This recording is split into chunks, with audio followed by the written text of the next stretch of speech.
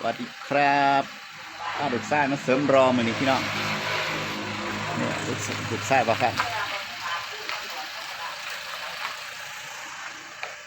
การด่างรถอยู่ฟังเล่าวพี่น้อง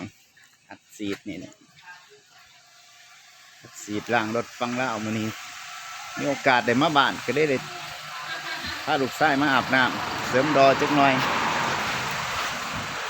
นี่แหละพี่น้องนำพักนำแต้งไปหาเงินอยู่ประเทศไทย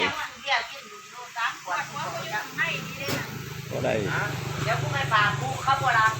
เนี่ยมึงเดินสื่อเนี่ยนี่คือเองเขาไปมึงดอมาดูดฝุ่นออกจักหน่อยไปเขากูเ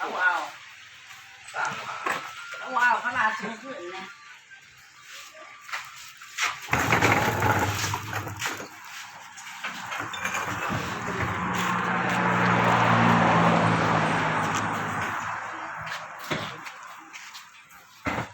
ดูดคักๆให้แล้วฝุ่นอยู่ใน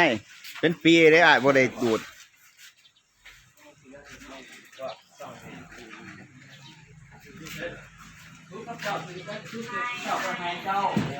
เดี๋ยวสีเอามาล้างน้ำเรื่อยๆอยู่หรอก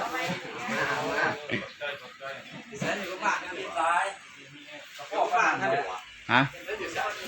อยู่น้องบัวนี่โอ้มาอันนี้ซื่อๆภาพพอเพิ่นมาธุระ